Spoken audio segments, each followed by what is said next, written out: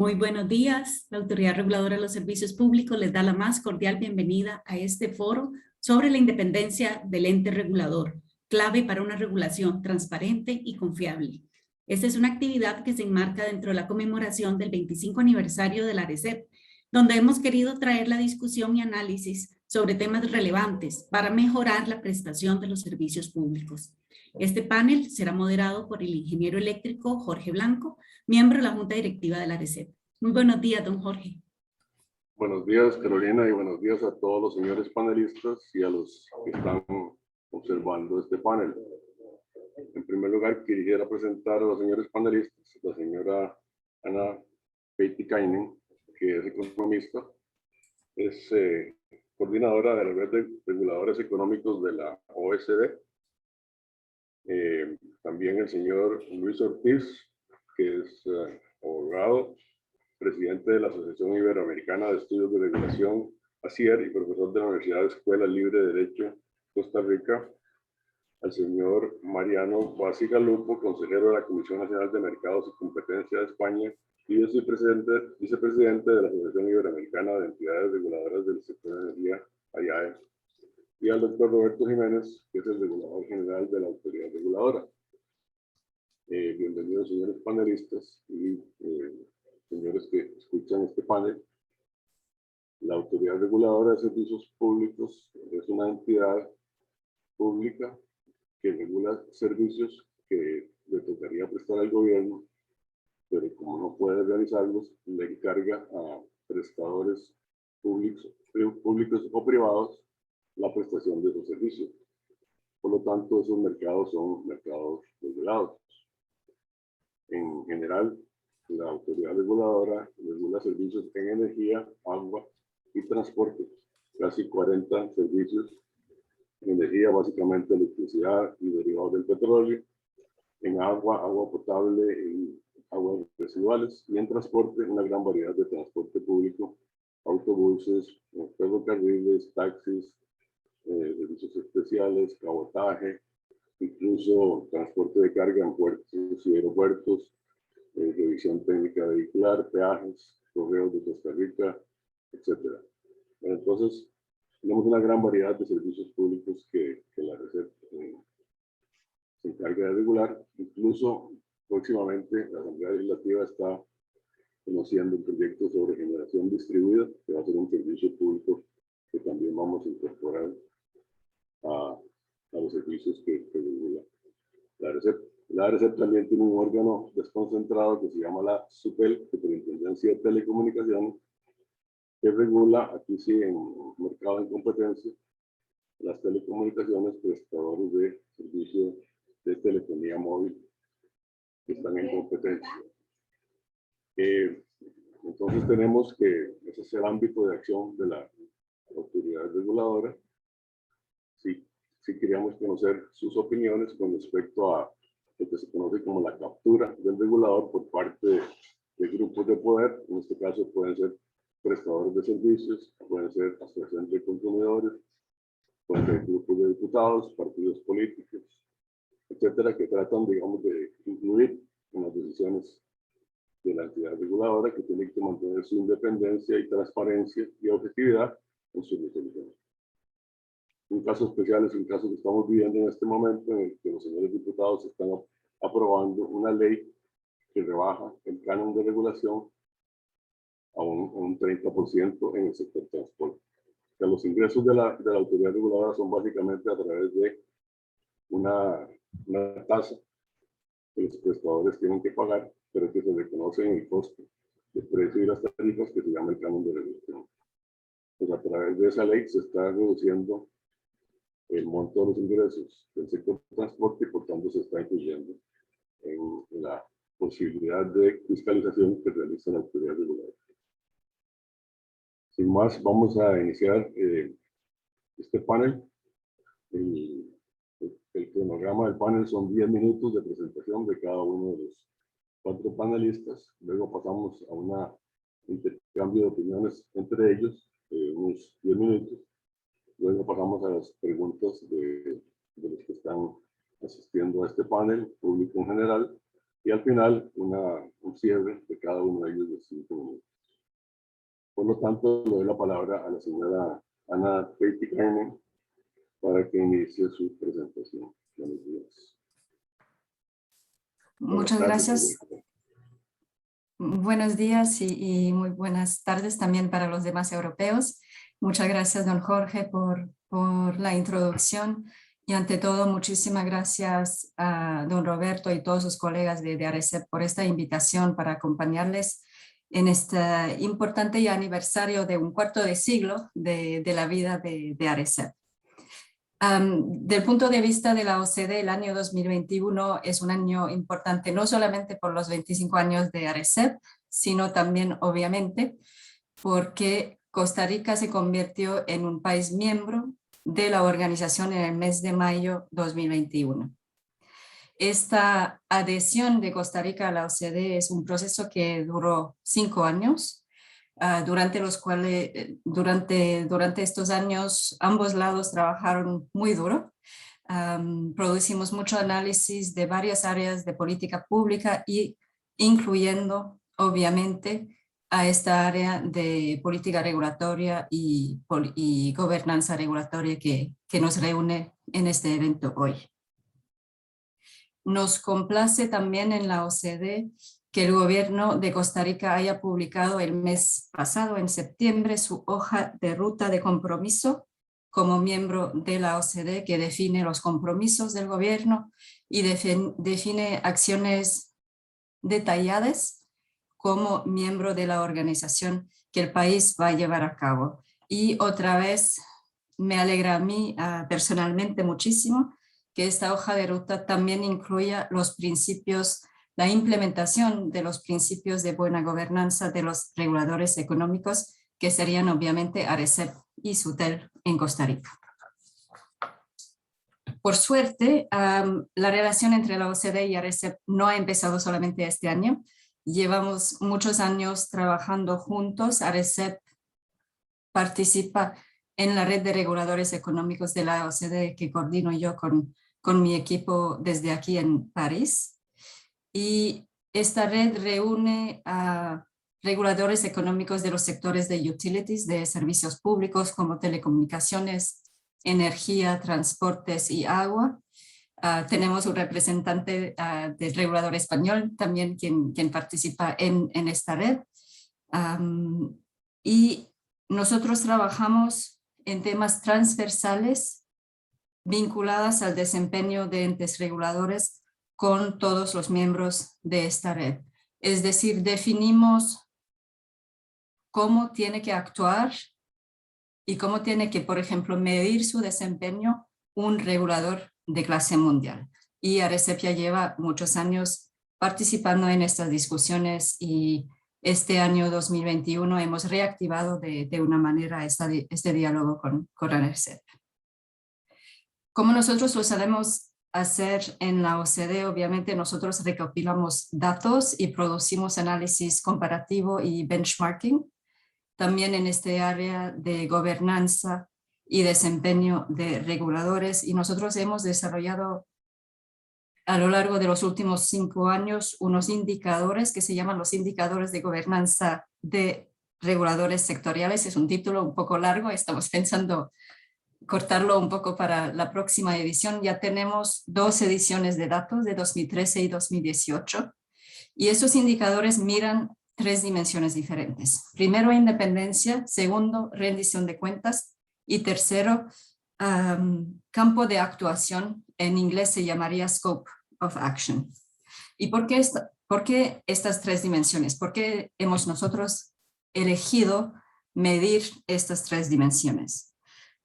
Primero, independencia. Obviamente, en la mayoría de los países OCDE, los gobiernos han decidido delegar la regulación de los servicios públicos, los sectores que yo mencioné antes y que don Jorge también mencionó como parte de las responsabilidades de ARECEP.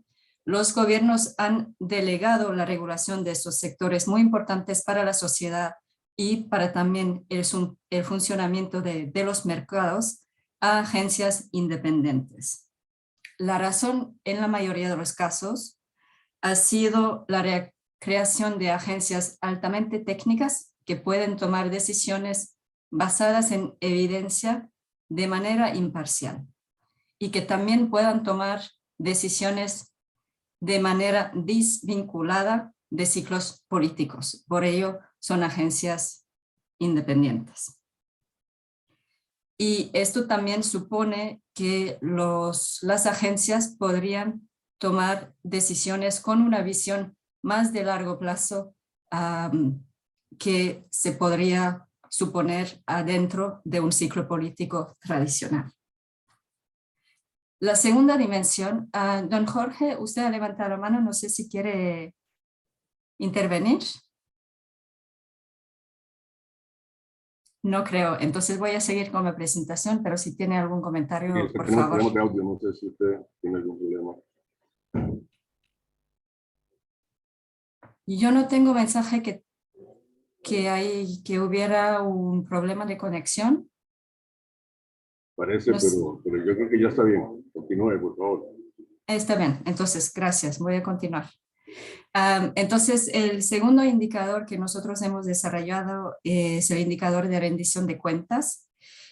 Y esta dimensión lo hemos incluido porque por ser independientes, los entes reguladores tienen una obligación mayor de transparencia y demostrar cómo se toman las decisiones adentro del ente regulador y cuáles son los resultados y los impactos de estas decisiones. Y compartir esa información no solamente con el gobierno o el Congreso, con quienes quizás existe una obligación legal de rendición de cuentas, sino también compartir esa información con el sector regulado y también muy importante con los ciudadanos y los usuarios de los servicios.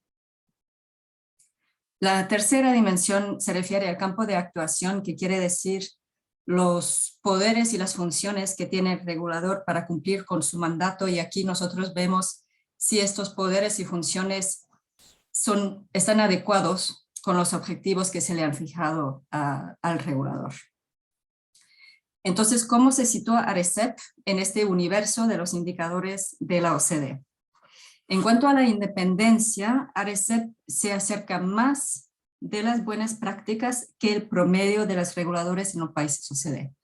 Esto quiere decir que en la ley o en la práctica, ARECEP ha definido y está implementando más mecanismos para garantizar su independencia que el promedio de los reguladores en los países OCDE.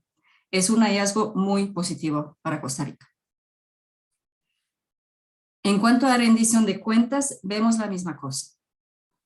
ARECEP ha definido y va implementando más arreglos para garantizar sus actividades de rendición de cuenta y transparencia que el promedio de los países OCDE, que el promedio de los reguladores en los países OCDE. Otra vez es un hallazgo muy positivo para Costa Rica, que es un país que acaba de convertirse en un país miembro de la organización. La situación en cuanto al campo de actuación es un poco más matizada, digamos. Vemos dos sectores que son energía y agua, que cuentan con más funciones y poderes que los sectores de transporte aéreo y transporte por tren, pero esto obviamente puede reflejar diferencias en la composición de los sectores, diferencias en la necesidad de regular o no estos sectores. Antes de terminar esta primera intervención, yo quería compartir algunas reflexiones más sobre la independencia de los reguladores en general y ojalá tendremos la oportunidad de intercambiar sobre estos puntos con los demás panelistas. La primera reflexión es que la independencia no es un tema sencillo. Es un tema sumamente complejo y multidimensional. Cuando se habla de independencia, obviamente no se trata solamente de un texto legislativo que diga que una agencia es independiente. Se trata también de temas de financiamiento, claramente, del regulador, pero también de autonomía en el manejo de los recursos financieros, de autonomía en el manejo de recursos humanos, por ejemplo.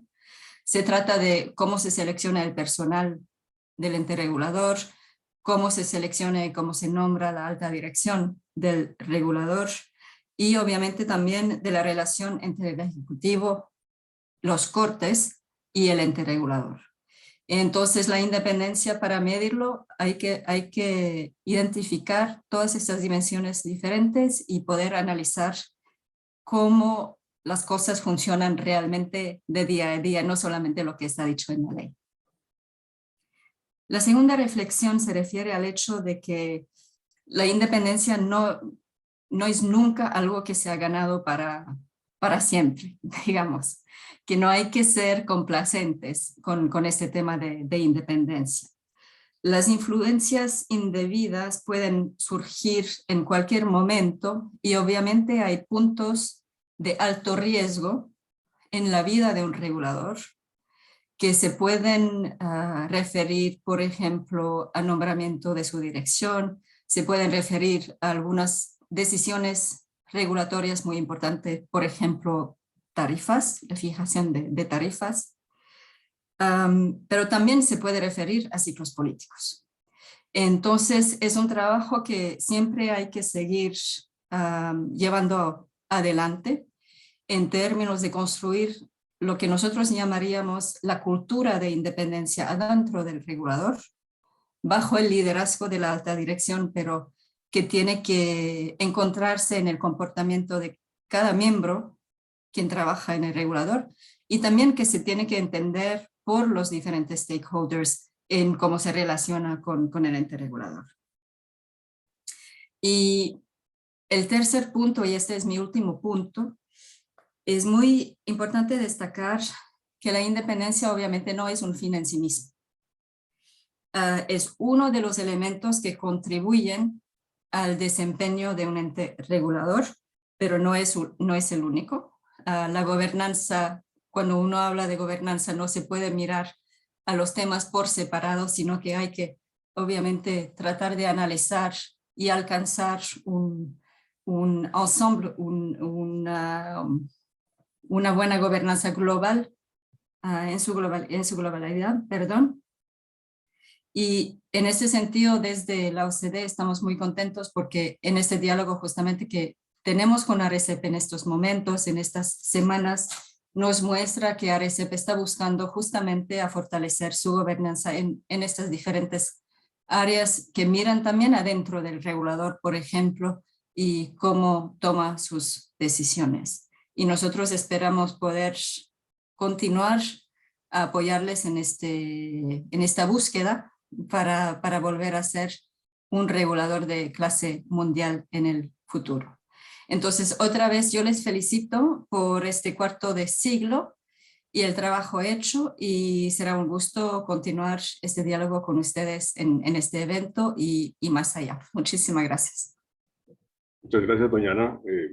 Muy interesantes sus apreciaciones en cuanto al diagnóstico de los indicadores que tipifican la posición de ARCEP y en cuanto a las características que debería tener un ente regulador. Nosotros hemos incursionado en la política de gobierno corporativo, también ayudados por la OCDE, que trata de estandarizar nuestra posición y hacerla más transparente. Seguidamente tenemos a don Luis Ortiz. Por favor, su presentación. Muchas gracias, don Jorge. Buenos días a todos los que me acompañan aquí en el panel y a todos los que nos están viendo y escuchando. Comienzo por felicitar a la Autoridad Reguladora de los Servicios Públicos por su 25 aniversario, pero más que por su 25 aniversario, por esta labor de evangelización, de educación que ha llevado adelante desde hace algunos años para atrás a los costarricenses, que no estamos acostumbrados a la cultura de la regulación. Y era importante y sigue siendo muy importante de ahora en adelante que continuemos con esta labor de educación que ustedes también han hecho. Así es que enhorabuena por el aniversario, pero más que eso, por esta labor que ustedes están realizando. Bien, en estos 10 minutos, que son pocos, quisiera detenerme en hacer un análisis rápido a vista de pájaro sobre las fortalezas y debilidades de la independencia o de la autonomía del regulador costarricense, tanto de jure, tanto la independencia de jure como la de facto, como explicaba ya Ana. Esto lo entenderán ustedes, sobre todo Mariano y Ana. Costa Rica tiene una ventaja en cuanto a las entidades reguladoras, y es que la Constitución política establece y prevé la autonomía. La autonomía hay en 3 grados: la administrativa, que es de principio, la política y la de organización.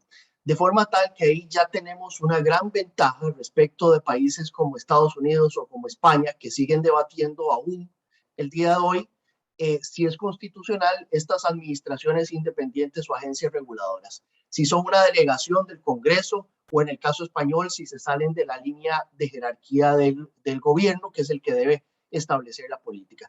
Entonces, partimos con una gran ventaja respecto de otros países que no tienen bien regulada la autonomía.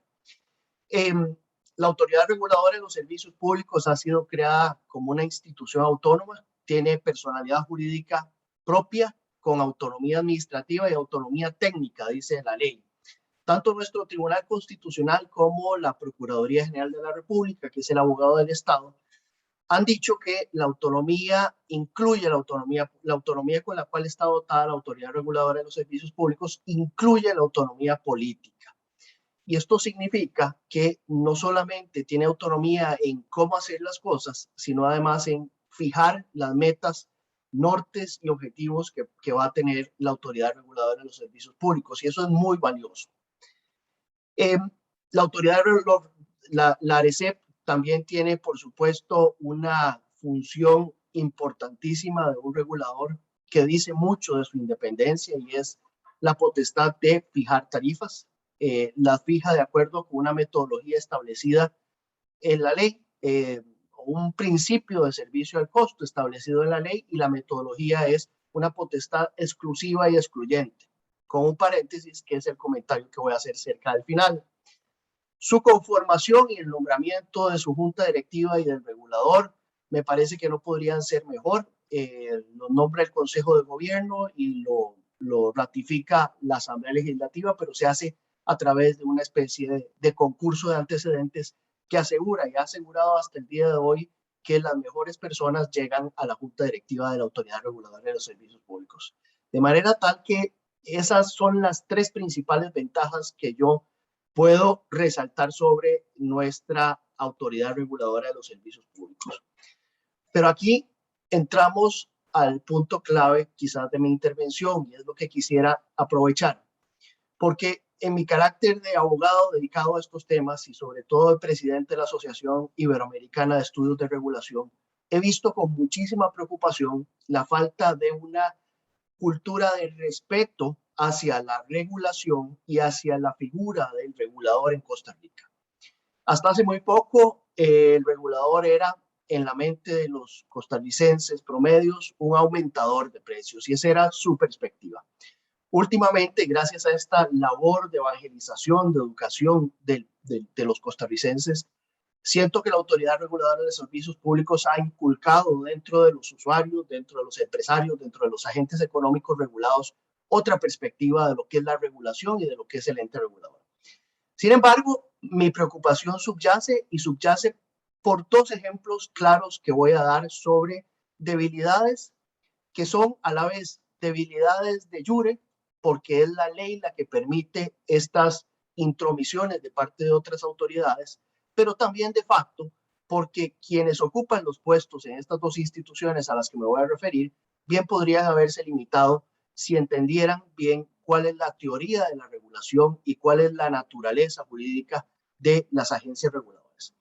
Me refiero a las siguientes debilidades. Me parece que en materia de transporte público hay una zona de confluencia de competencias que comparten la autoridad reguladora con el Consejo de Transporte Público, que hace prácticamente imposible que la ARECEP realice una regulación como debería ser del sector de transporte público. El Consejo de Transporte Público es una especie de regulador, es el que autoriza o emite las licencias y los títulos habilitantes para los concesionarios que prestan servicios de transporte público, pero la verdad sea dicha, es un órgano público creado a imagen y semejanza del corporativismo que existió hace mucho tiempo, en donde los gremios se cerraban y no permitían que otras personas prestaran el servicio. De manera tal que el Consejo de Transporte Público no sirve más que para autoprotegerse y evitar que sus prestadores sean puestos en cintura. Lo último que interesa en ese órgano es la protección del usuario. Y sin embargo, tiene, como decía, competencias que confluyen con la autoridad reguladora de los servicios públicos y lo amarra mucho. Después, otra de las debilidades es que a pesar de que la autoridad reguladora tiene autonomía financiera, porque se produce sus propias rentas, no es el Estado a través de partidas o de transferencias que financia a la autoridad reguladora, sino que son sus propios cánones. Bueno, a pesar de eso existe un sometimiento, porque ahí hay una omisión de la ley, un sometimiento a las directrices de la autoridad presupuestaria.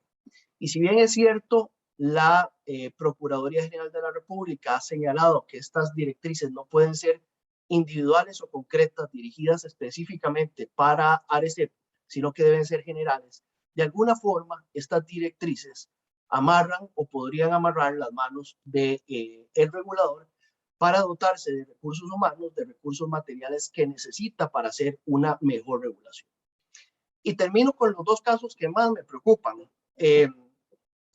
Resulta que a pesar de que la ley establece, y así lo ha confirmado el Tribunal Constitucional, la Procuraduría General de la República, que la potestad tarifaria, de fijación tarifaria, es exclusiva y excluyente de la autoridad reguladora de los servicios públicos. En un caso célebre y bastante reciente, la Contraloría General de la República, que es un órgano extraño que nos hemos creado en Costa Rica, que es plenipotenciario, no tanto por culpa de ellos, sino porque la ley y el legislador, a partir de una regulación muy corta de la Constitución política que le delega la función de fiscalización de la hacienda pública, ha entendido que por ley puede delegarle muchísimas potestades. ¿Cuántas potestades se le ocurre al legislador? Y entonces la Contraloría tiene una potestad de emitir informes de oficio sobre cualquier tema que tenga que ver con la hacienda pública. Y la hacienda pública es como el ambiente, tiene que ver con todo. De manera tal que la competencia de la Contraloría General de la República invade cualquier campo de acción de la administración pública. Bueno, con base en esa potestad, recientemente la Contraloría emitió un informe en donde tuvo el tupé, porque no se puede decir de otra cosa, de contradecir a la autoridad reguladora de los servicios públicos sobre la metodología que había utilizado y que había fijado a fin de establecer las tarifas que paga el ICE, el Instituto Costarricense de Electricidad, por la compra de energía a los generadores privados. Pero no solo eso, sino que le ordenó al regulador que sacara los cálculos de cuánto le debían los generadores privados al ICE y que le ordenara la devolución. Esto para mí es una afrenta directa a la autonomía del regulador, pero además invade ahí la Contraloría General de la República, incluso las funciones judiciales, porque resuelve un conflicto de intereses e incluso le ordena al regulador que haga de juez de ejecución y ordene la devolución de dineros pagados de más en la perspectiva de la Contraloría, que bien saben ustedes y entenderán, no es el órgano técnico especializado establecido por el legislador para fijar tarifas. El segundo caso que quisiera mencionar es otro célebre caso del uso justo de Internet, la política de uso justo de Internet. Y aquí, más que un control por parte de un órgano administrativo, se trata un poco de la autocontención que deben tener los tribunales de justicia cuando conocen decisiones técnicas del regulador. Y aquí no me refiero yo al principio de deferencia que también han desarrollado los tribunales norteamericanos a partir del caso de Chevron. Quizás en nuestros países donde existe un control plenario de la legalidad de la función administrativa, la deferencia no sea posible, pero sí es cierto que existe una discrecionalidad técnica del órgano regulador que los tribunales de justicia deben respetar. Y eso está establecido en nuestra Ley General de la Administración Pública cuando dice que la discrecionalidad se limitará por las normas unívocas de la ciencia y de la técnica y los principios elementales de la conveniencia. Y eso quiere decir que únicamente los tribunales podrán controlar y anular esas decisiones cuando sean tan irrazonables que ninguna persona razonable las tomaría, o bien que la decisión técnica o científica viole todas las reglas unívocas de la ciencia y de la técnica. Pues bien, este caso llegó al Tribunal Constitucional y el Tribunal Constitucional, de manera muy extraña, entró a resolver si la política de uso justo de Internet era conforme al derecho de la Constitución. Y tuvo también el atrevimiento, y lo digo con todo respeto, tuvo el atrevimiento de ordenarle a la Superintendencia de Telecomunicaciones que fijara una velocidad mínima de uso de Internet, que fijara un parámetro o un plazo de tiempo durante el cual debía regir la política de uso justo de Internet, y varias otras disquisiciones meramente técnicas en donde el Tribunal Constitucional se metió a controlar y anular esa política de uso justo de la Superintendencia de Telecomunicaciones, lo cual también me parece una afrenta a la independencia de ese regulador. Esos eran los temas que quería comentar brevemente en esta primera intervención de 10 minutos y nuevamente muchas gracias.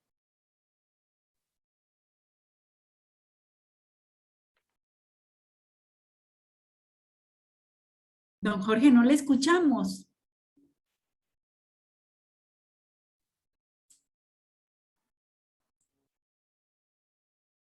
Nuevamente, no estamos escuchándole, don Jorge.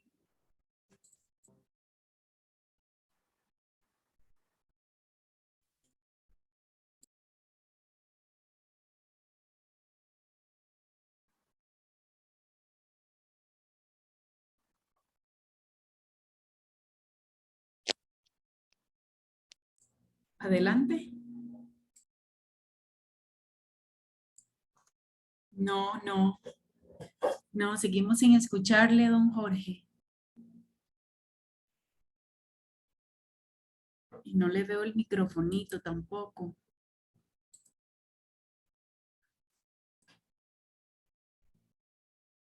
Ahora sí le veo el micrófono. Vuelva a activarlo. No, don Jorge, qué pena. Antes parece que sí lo activó, que lo vuelva a hacer. A ver. La recomendación de don Roberto.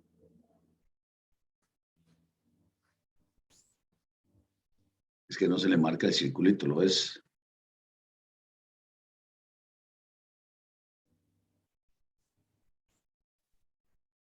Ahí, don Jorge, otra vez. No lo toca. Probamos. No, cuando se le marque el verdecito, ahí está. Es que se pone y lo vuelve a quitar, por favor.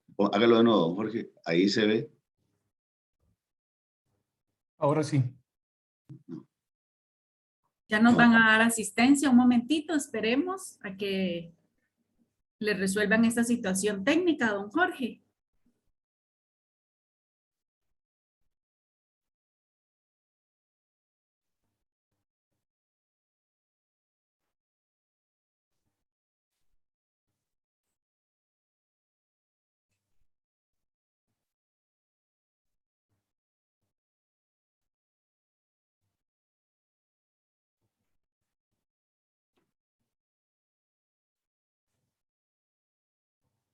Podemos continuar con la exposición de don Mariano, si así lo tiene a bien.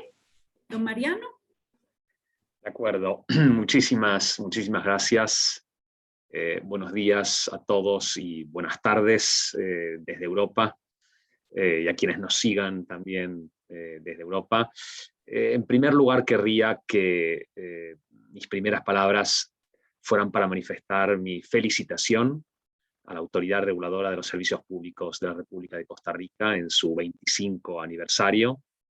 Para mí constituye desde luego un honor y un placer poder hoy participar en este evento que se enmarca en la celebración de tan relevante efeméride. Por tanto, nuevamente, y antes de comenzar, muchísimas felicitaciones a la autoridad reguladora costarricense.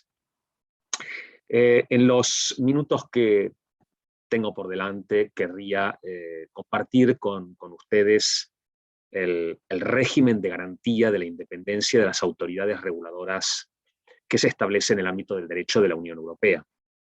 Es importante porque, tal y como efectivamente ponía de manifiesto don Luis Ortiz, son muchos los Estados miembros de la Unión Europea cuyas constituciones no reconocen de forma expresa la existencia de autoridades administrativas independientes. Es verdad que no se pronuncian ni en un sentido ni en otro, no las prevén de modo expreso, tampoco las prohíben, pero de ahí la importancia de que la independencia de determinadas autoridades administrativas, singularmente las autoridades reguladoras de mercados, pero también supervisoras de otras actividades, gocen de un estatuto de independencia consagrado en el derecho de la Unión Europea, porque el derecho de la Unión Europea es un derecho dotado de primacía sobre el derecho interno de los Estados miembros de la Unión Europea, y por tanto, con entera independencia de que las constituciones nacionales reconozcan la existencia de autoridades administrativas independientes, o aún en la hipótesis de que establecieran límites a la existencia de tales autoridades, en la medida en que el derecho de la Unión Europea exija a los Estados miembros garantizar la independencia de determinadas autoridades administrativas, singularmente de autoridades reguladoras, esta es una obligación que incumbe a los Estados miembros de la Unión, repito, con entera independencia de lo que al respecto pueda disponer su propio derecho constitucional. En el ámbito del derecho de la Unión Europea son diversas las normas que garantizan la independencia de determinadas autoridades, en general reguladoras o supervisoras. Yo me voy a centrar en las normas de derecho derivado de la Unión Europea que se refieren a la independencia de las autoridades reguladoras nacionales en materia de energía, de electricidad y de gas. No solo porque es uno de los sectores más relevantes, no solo porque es el sector al que yo me dedico profesionalmente, sino porque es probablemente de todas las normas de derecho derivado de la Unión Europea la que regula la independencia y las competencias de las autoridades reguladoras nacionales con el mayor grado de precisión y de profundidad. Los estándares no son muy diversos en otros ámbitos, pero normalmente las normas de derecho derivado, en particular las directivas, que deben ser transpuestas al ordenamiento jurídico interno por los Estados miembros, que se refieren a otros sectores, aunque también integran estándares de independencia muy similares, rara vez son tan precisas como lo son las directivas que establecen las normas comunes para el mercado interior de la electricidad y del gas. Pero repito, son estándares que de modo muy similar existen no solo en el ámbito de los reguladores energéticos, sino también de otros reguladores o de otras autoridades supervisoras, por ejemplo, en el ámbito de las telecomunicaciones, las comunicaciones electrónicas, en el ámbito del transporte ferroviario, en el ámbito de los servicios postales, o incluso en ámbitos como pueden ser el de la supervisión audiovisual o el de las autoridades supervisoras de la acción de datos de carácter personal. Pero a partir de ahora me voy a centrar en el régimen que se establece en la correspondiente directiva, actualmente la directiva 2019-944, que se refiere a los reguladores energéticos. Esta directiva dedica uno de sus preceptos, el artículo 57, a regular las exigencias en materia de independencia. Y efectivamente aquí se recoge con mucha precisión, con mucha prolijidad, estos requisitos, estas exigencias. Algunos de estos requisitos efectivamente ya han sido mencionados, pero me gustaría recapitularlos con todos ustedes. Los principios que deben satisfacer estos requisitos son los de independencia, imparcialidad y transparencia, y esos principios se traducen en los siguientes requisitos y en las siguientes garantías. En primer lugar, como ya ha sido objeto de mención, se exige que las autoridades reguladoras tengan personalidad jurídica propia, es decir, deben ser jurídicamente entidades distintas y separadas de la estructura ordinaria jerarquizada de la administración pública. No se pueden integrar como órganos en la estructura ordinaria de la administración jerarquizada, aunque fuese con un cierto estatuto de autonomía orgánica. Deben gozar de personalidad jurídica propia y, por tanto, establecerse al margen de la estructura ordinaria de la administración jerarquizada.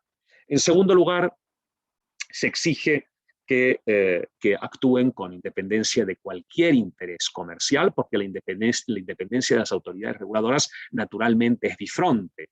Es una independencia que se predica respecto de otras entidades públicas, respecto del gobierno o de otros órganos políticos, pero naturalmente también respecto de los intereses empresariales y comerciales del sector sometido a regulación y supervisión. Tan importante es la segunda como la primera faceta, independencia bifronte, independencia respecto del poder político, pero independencia naturalmente también respecto de las empresas reguladas o de las empresas supervisadas. En relación con la primera faceta o dimensión de la independencia respecto del gobierno y del parlamento, en definitiva de otros órganos políticos, lo importante es que la independencia se traduce fundamentalmente en la prohibición de que los reguladores, su órgano de gobierno o cualquier miembro de su personal solicite o reciba instrucciones de otras autoridades, de otras entidades públicas o privadas. Pero todo esto naturalmente se ha de entender sin perjuicio de la capacidad de los gobiernos de establecer directrices de política general y naturalmente también sin perjuicio del sometimiento de las autoridades reguladoras al principio de legalidad.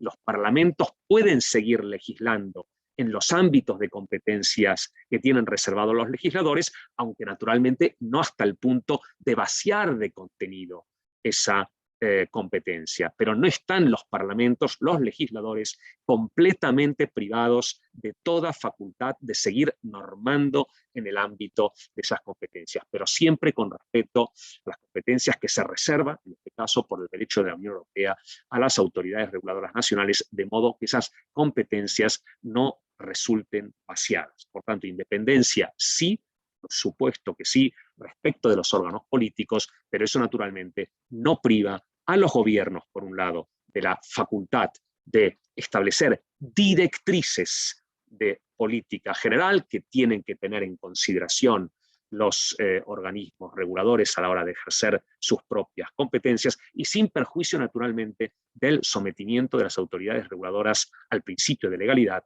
es decir, del sometimiento de las autoridades reguladoras a las leyes aprobadas por los parlamentos, siempre y cuando, como digo, no vacíen de competencia las facultades de las autoridades reguladoras.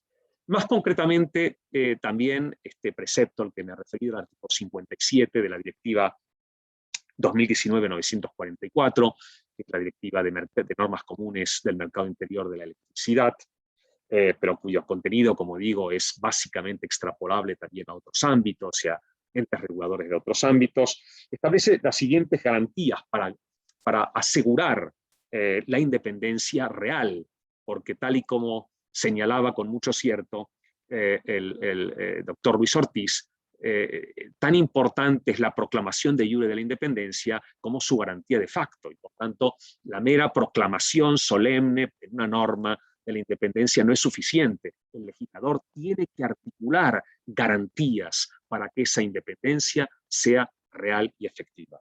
Y aquí aparecen las siguientes garantías.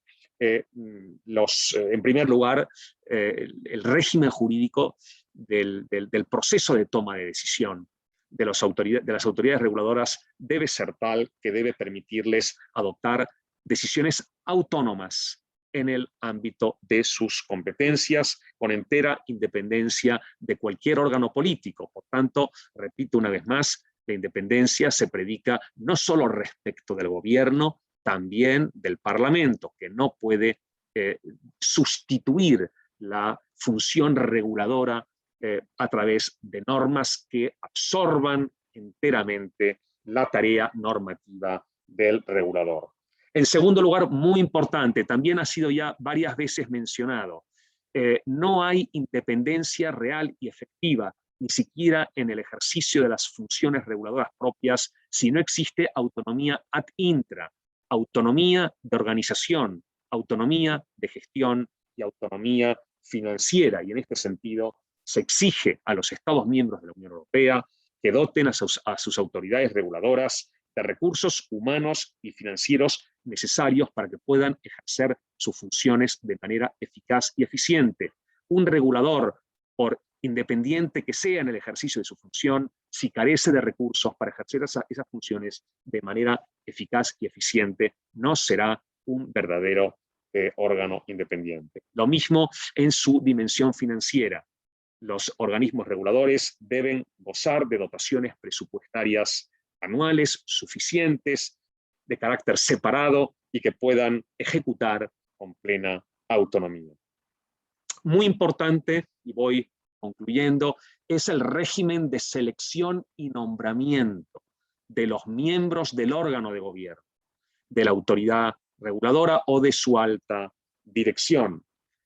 El derecho europeo no prohíbe que los poderes políticos, como sucede también en el caso de Costa Rica y de tantos otros países, intervengan en el proceso de nombramiento.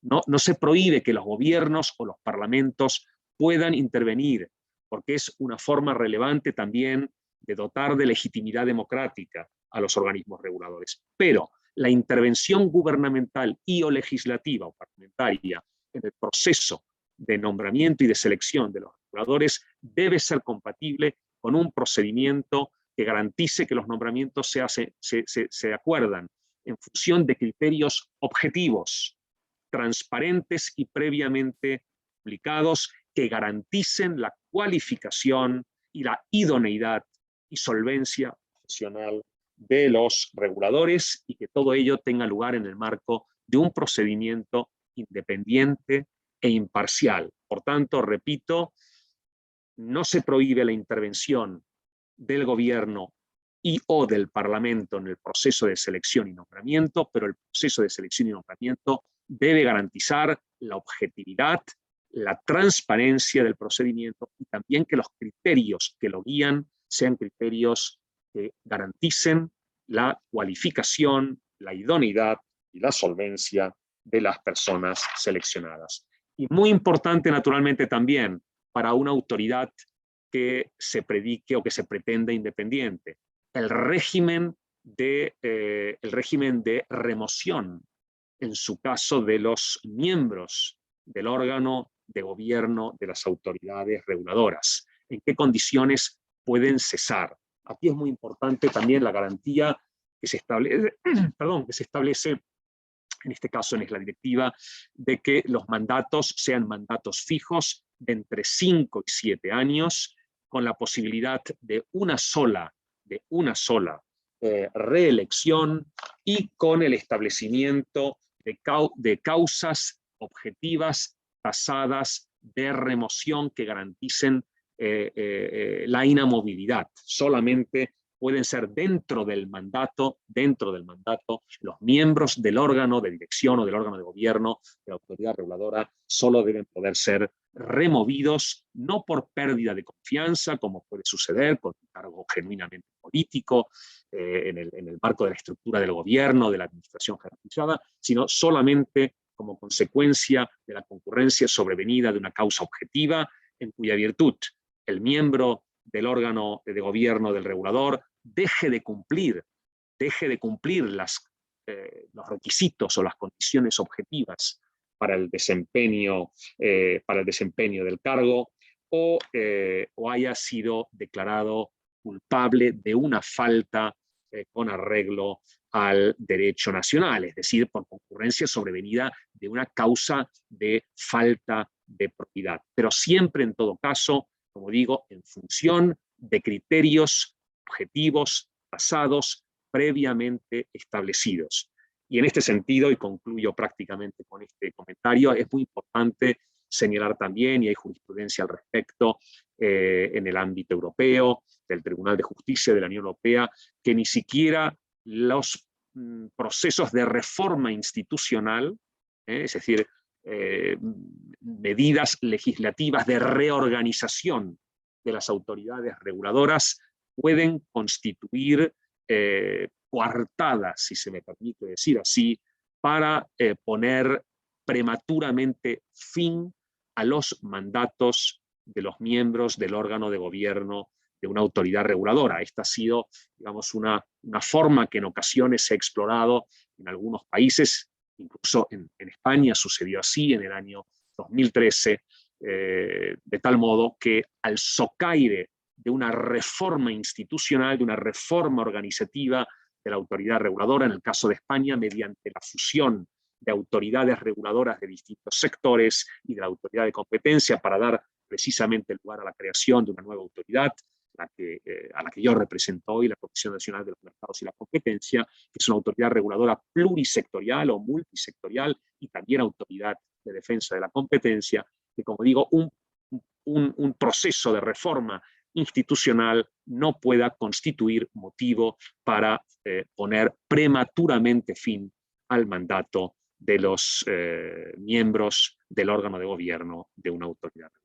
Bueno, y hasta aquí mi primera intervención. Creo que me he excedido unos pocos minutos. Ruego disculpas por ello, pero permanezco naturalmente a la plena disposición de la mesa y también de todos ustedes para el debate. Muchas gracias.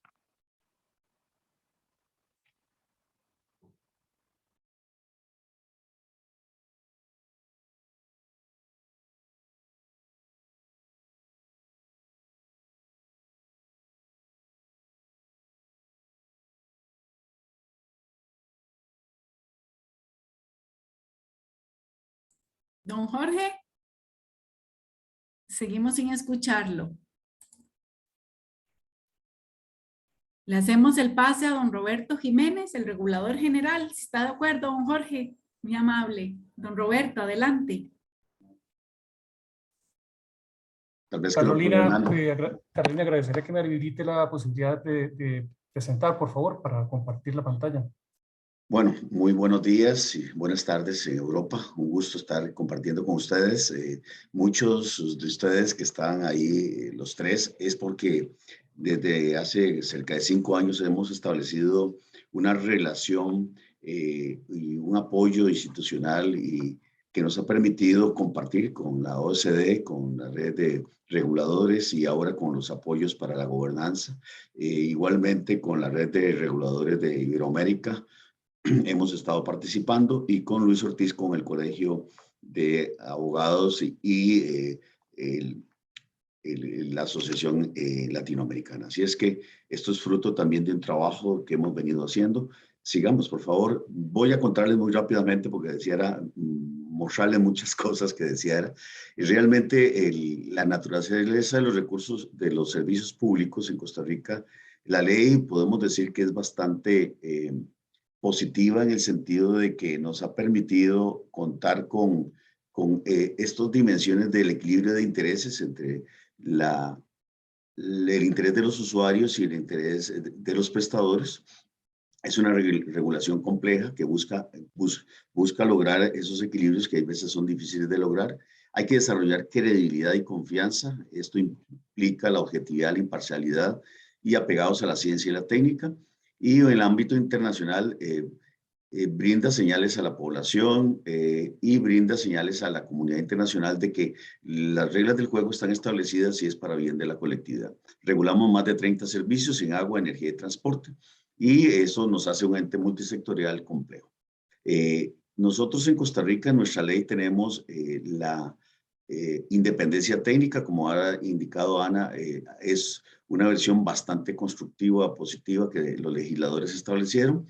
Es un ente técnico especializado y descentralizado, y dentro de esa descentralización que decía Ortiz, cabe esa autonomía en la administración, no con ello que no haya la necesidad de ganarse el derecho a existir, como lo digo muchas veces, y a mantener esa autonomía. Tenemos un presupuesto propio e independencia del Poder Ejecutivo, definido institucionalmente y sujeto a aprobación de la Contraloría General de la República, que tiene unas amplias facultades, como lo dice el señor Luis Ortiz. Sujeción de políticas de desarrollo, esto es muy interesante. El artículo 1 de la ley nos establece esto, la sujeción a los planes nacionales de desarrollo, que nos dicen el qué y el para qué. Pero cómo, desde la perspectiva de la regulación, lo debemos de hacer, no nos lo pueden decir. Ya hemos, en ese derecho a ganarnos la autonomía día a día, la independencia, hemos tenido que demandar a ministerios y a instituciones que nos querían definir a partir de una política sectorial elementos que considerábamos eran de resorte de la autoridad reguladora, y eso lo hemos ganado. Así es que, como lo dice Ana y Luis, es importantísimo en la gestión la valentía y el defender los derechos de las instituciones y no el cálculo o los miedos que tiende mucho a ocurrir en las instituciones, sobre todo tan complejas y con tantas vicisitudes que podemos vivir como reguladores. Y en la gestión sustantiva, los actos no están sujetos a revisión y aprobación ulterior del Poder Ejecutivo o legislación. Es simplemente eso sí puede verse en el campo de los tribunales de justicia, y es la instancia donde pueden llevar a cabo los recursos de demanda. Continuamos.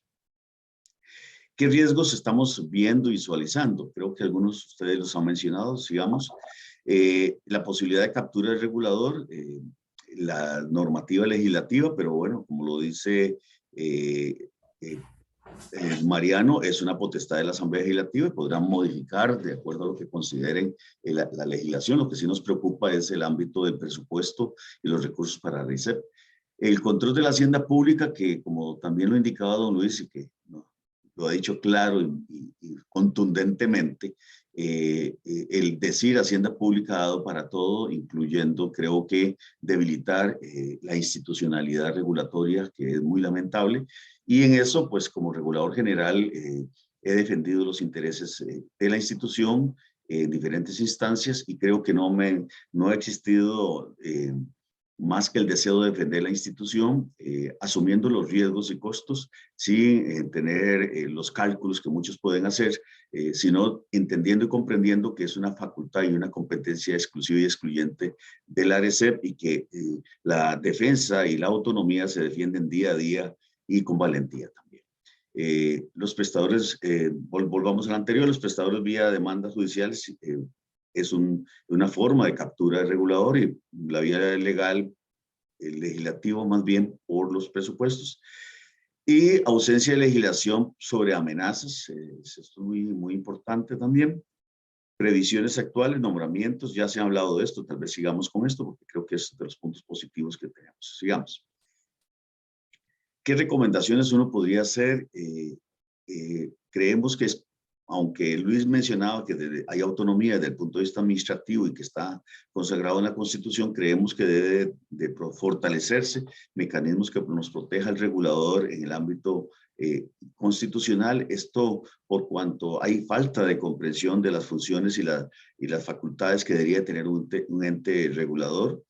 Fijar límites a las competencias de estas instancias para evitar invasión de ámbito discrecional del área sustantiva, llámese Contraloría General de la República, que creemos que está incurriendo en entrar en las competencias que son de la ARECEP y de algunos otros entes que han deseado hacerlo, y que en todos los casos, y no es nada contra instituciones ni mucho menos, es que la defensa o se da y se tiene que ser coherente y consecuente y valiente. Y en esto hemos tratado de hacerlo en situaciones muy difíciles, pero hemos sido coherentes en todos los casos de defender la autonomía y la independencia de la ARECEP. Y creo que por primera vez en la historia de la ARECEP, en estos 25 años, el regulador se ha planteado demandas para defender la autonomía y la independencia. permitir que los mismos cuerpos legales de ARECEP puedan defender a sus funcionarios. Esto es un tema delicadísimo que estamos teniendo en la actualidad. Hemos buscado mecanismos y nos ha costado muchísimo. En este momento, por ejemplo, el regulador, miembros de junta directiva y ahora funcionarios técnicos claves han sido demandados penalmente y tienen con sus propios recursos defenderse de las actuaciones que en su trabajo están teniendo. Eso creo que debe de modificarse, es urgente modificarse. La Junta Directiva había establecido un mecanismo para apoyar a los funcionarios en estos casos. Tenemos que retomarlo porque es una forma de captura del regulador. A puro leñazo nos pueden llevar a debilitar la gestión porque todos dependemos de los ingresos que tenemos como asalariados y que una empresa grande con los mejores bufetes internacionales nos demanden personalmente, vuelve inviable el trabajo nuestro, por más bueno que queramos hacerlo. Sigamos. Está establecidos los conflictos de junta directiva y de funcionarios de interés, que es muy importante tenerlo. Las inhibiciones por la junta directiva se llevan a cabo de forma bastante apropiada.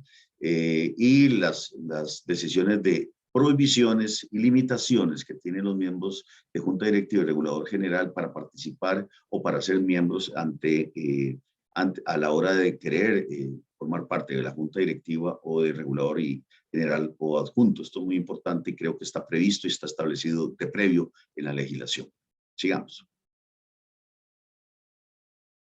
¿Qué recomendaciones uno puede estar viendo? Bueno, está establecido la puerta giratoria que tanto se hable, que se da mucho en el sector financiero, y considerar la compensación por periodo de transición. Esto es importante en el caso de países como Brasil. No se les deja trabajar en los sectores regulados durante un periodo, pero hay una remuneración por un tiempo mientras se da esa transición. En Costa Rica está la prohibición, pero no está algún mecanismo de compensación. Plazo de prestar servicios a prestadores, también eso está establecido. Lo usual son 2 años, en caso de Costa Rica es 1 año. Los funcionarios no pueden de forma directa o a través de sus organizaciones gremiales tener participación accionaria, y las declaraciones de bienes y misión debían hacerse públicas. Sigamos. Acciones institucionales. Hemos mantenido un diálogo de defensa de las competencias exclusivas y excluyentes. Eso no ha implicado el que generemos diálogos sectoriales con todas las instituciones relacionadas y con los sectores regulados y los usuarios, donde hemos mejorado mucho los procesos de interacción y de participación social de todos, desde el regulado más pequeño, como es las capacitaciones a asociaciones de asadas, que son mucho de la perspectiva de la economía social, hasta los grandes grupos empresariales o cámaras empresariales que hay, que plantean sus propuestas y sus situaciones críticas, sobre todo por tarifas, etc. Hemos tenido que defender a la ARECEP por acciones muy específicas en cuanto a el contencioso administrativo, como mencionaba don Luis Ortiz, lamentablemente a la Contraloría General de la República, porque creemos que eso es precisamente defender la institucionalidad, defender la autonomía, defender la captura, y hay que ser consecuente con eso. Se ha planteado igualmente modificaciones al artículo 82 por las limitaciones de recursos que nos han dado los mismos legisladores y la crisis pandémica que limita el pago de algunos cánones de algunos sectores. Hemos trabajado con el Código Institucional de Gobierno Corporativo, donde la OECD nos ha estado ayudando, y esperamos ir fortaleciendo y desarrollando esos mecanismos de reglas institucionales que nos ayuden a tener las mejores prácticas internacionales. Creo que en poco tiempo hemos logrado tener un acercamiento a la buena gobernanza y estamos instrumentalizándolo, y esto creo que va a fortalecer las labores que tenemos que desarrollar en la regulación, hacerlo mejor, hacerlo más transparentemente, hacerlo rindiendo cuentas y con reglas del juego suficientemente claras entre todas las áreas internas y fuera de ellas. Continuamos. Algunas consideraciones finales que yo quisiera indicar. Hay una serie de retos que tenemos, pero también hemos tenido logros como el mecanismos de política de género, con las jornadas con la OCDE y la Universidad de Utrecht y el regulador holandés, el Código de Buen Gobierno, la política regulatoria que estaremos presentando el día 4 de noviembre y que creo que es un hito en la historia de la regulación en Costa Rica. Por primera vez en 25 años vamos a tener una política regulatoria que integra una gran cantidad de elementos con una visión de futuro y con una visión holística que creo que es de gran interés visualizarla, difundirla, comprenderla y sobre todo operacionalizarla. Estamos muy orgullosos de eso. Lo que tenemos con la Universidad de Utrecht y con la OECD son simples ejemplos de hacer más con lo mismo. Ha significado la internacionalización de la ARECEP después de llegar y no ver muy pocas interacciones internacionales y con pocos frutos. Hemos logrado con gran cantidad de actores internacionales apoyos de cooperación y sobre todo formación y experiencias para aplicar las mejores prácticas internacionales a la regulación en Costa Rica. Y de eso nos sentimos muy orgullosos y hay grandes logros en estos periodos. Retos, establecer pautas para la mejora permanente de los procesos regulatorios, es decir, la mejora continua que en algún momento nos criticaban es un elemento importantísimo y dada la dinámica y la que tiene, por ejemplo, los sectores regulados en el uso de tecnologías, de formas de hacer las cosas distintas, de innovación, nos hacen necesario estar siempre atentos para mejorar las regulaciones. Permita la valoración frente a las mejores prácticas internacionales, ya lo mencioné, y a eso hay ejemplos muy importantes que ya hemos aplicado. Estamos en proceso de aprobar metodologías que integran esas mejores prácticas y también dando señales económicas y no solamente indicando que el costo es un costo financiero, sino un costo de eficiencia, un costo comparado y que la legislación que tenemos ahora no ha sido excusa para desarrollar un conjunto de acciones en el ámbito de las mejores prácticas internacionales. ¿Qué oportunidad tenemos? Hay un acervo de mejores prácticas y de conocimiento que podemos desarrollar y que estamos desarrollando y aplicando. Hay una conciencia en la ARECEP de que es importante ver las buenas prácticas internacionales y que se requiere una regulación con propósito de cara al usuario, teniendo al usuario como el centro de la regulación y que para eso hay que afinar las metodologías tarifarias para que sean verdaderamente instrumentos para orientar el consumo, la inversión, la competitividad y la calidad de vida de la población en un territorio que para muchos es pequeño, Costa Rica, pero que es diverso, heterogéneo. Esa gran heterogeneidad estructural que siempre ha mencionado la CEPAL está vigente en nuestra realidad costarricense y creo que en esa realidad hay que trabajar en forma distinta, ya que tenemos diferentes composiciones de la forma en que se prestan los servicios públicos y sobre eso tenemos que trabajar y estamos trabajando mucho. También hay una mejora en ámbitos transversales de la regulación, por ejemplo, un enfoque de derechos que tiene que tocar todo, un enfoque de sostenibilidad que toca todo y que vamos a estar teniendo en cuenta. Sigamos. Y ya para una reflexión final, la regulación es una tarea compleja que debe equilibrar múltiples intereses. Cuando uno llega al regulador es una tarea que parece titánica y que hay que aprender a desarrollar. Solamente estando ahí se puede lograr. Esa tarea es más compleja, ya que regulamos más de 30 servicios complejos y distintos, todos desde operadores públicos hasta asadas que son de la economía social. Usuarios y prestadores deben contar con confianza en el ente regulador. Lo cortés no ha quitado lo valiente para nosotros. Nosotros nos hemos reunido con todos y nadie puede decir que sobre nosotros hay influencia. Lo que sí hay es capacidad asertiva de entender y comprender los problemas. En el marco actual hay garantías de la independencia, se requieren más garantías de independencia financiera. Es la preocupación más grande que tenemos nosotros por la pandemia y por las acciones que el legislativo ha tomado. Hay que buscar alternativas, ser creativos. En el contexto de prevención del riesgo, instamos a todas las autoridades y a toda la ARECEP y a la Junta Directiva y al país y los legisladores a buscar que no se dé la captura del regulador. Eso es la preocupación más grande que tenemos y que los conflictos de interés sean previstos también. Y como he indicado, ARCEP ha tomado acciones para defender la autonomía, la competencia, regulatorios que son exclusivos y excluyentes.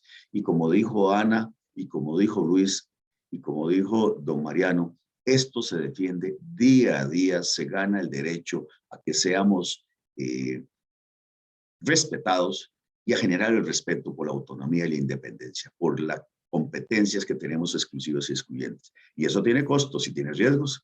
Y yo como regulador y como presidente de junta directiva, y creo que muchos funcionarios de la ARCEP hemos tomado esos riesgos porque creo que es el deber que tenemos. Y la incorporación de la OCDE es un reto y una gran oportunidad que desde ya estamos obteniendo grandes beneficios y la tarea sigue para construir una Costa Rica más solidaria, más justa, más sostenible, y ese es un instrumento que las políticas públicas de la regulación y no solamente imputar costos, sino una visión del desarrollo. Muchas gracias. Gracias, don Roberto. Espero haber superado los problemas técnicos. ¿Ahora sí me escuchan? Sí, señor. Perfecto. Señor. Muy bien, entonces creo que hay reglamentación suficiente como para resguardar al regulador, pero también hay reglamentación que atenta contra la independencia del regulador. Por ejemplo, los ministerios pueden poner política de precios.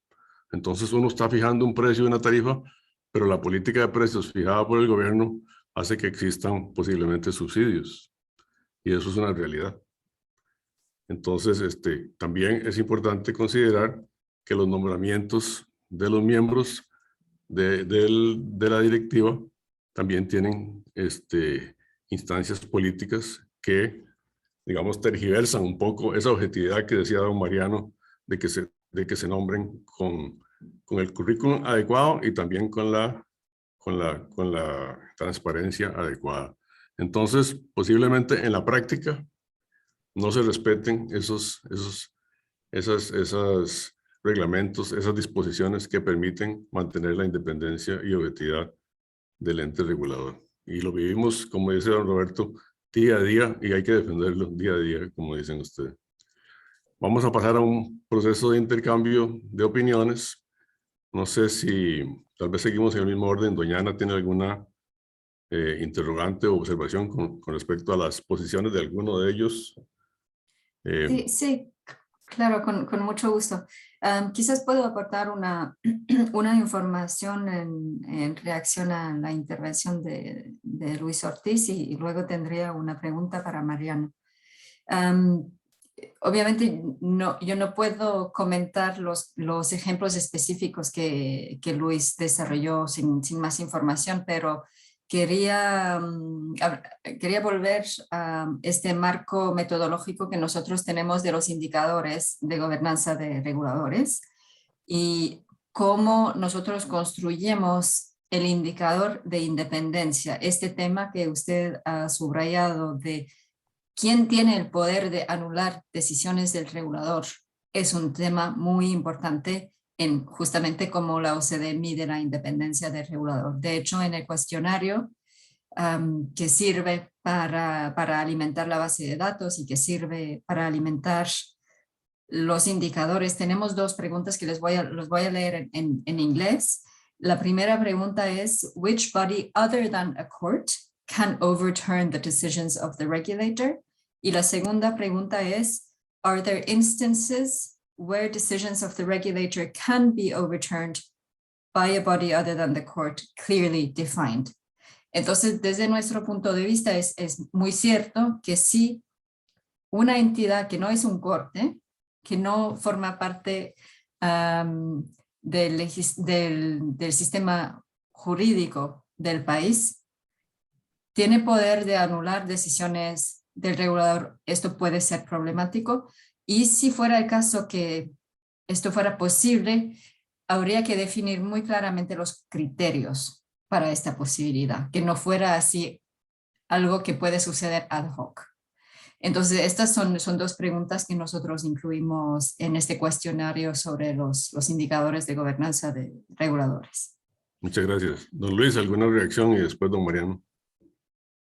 Sí, nada más puntualizar sobre eso. En el informe, si mal no estoy, y Ana me corrige, uno de de los ejemplos es Nkom en Noruega, que puede conocer en apelación los recursos contra el regulador. Pero en este caso todavía es peor, porque aquí ni siquiera es por recurso, aquí es de oficio este órgano que se llama Contraloría General de la República, que se le ocurre hacer un informe de oficio sobre unas tarifas que autorizó la autoridad reguladora de los servicios públicos. Entonces es todavía peor que ese ejemplo que se señala en los estudios de la OCDE como Nkom en Noruega.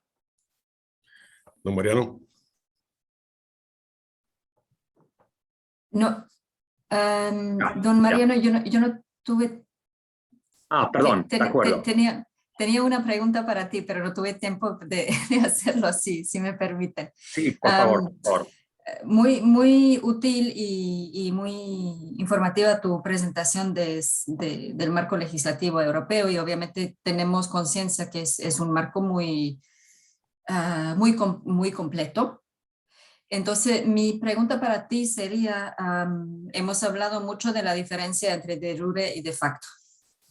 Entonces, ¿qué medidas toma la Unión Europea para ver en general, no solamente en un país miembro, pero en general, cuál es la implementación, cuál es el estatus de implementación de este marco jurídico? Me interesaría saber si me lo podrías comentar. Gracias.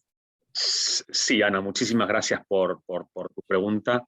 La Comisión Europea, que como tú bien sabes, y yo creo que casi todos los que nos acompañáis esta tarde aquí en Europa, en esta mesa redonda, la Comisión Europea no solamente es la institución ejecutiva de la Unión Europea, sino que también tiene entre sus funciones la de ser precisamente la guardiana de los tratados. Es decir, la Comisión se ocupa de comprobar que los Estados miembros cumplan cabalmente las previsiones del derecho de la Unión Europea.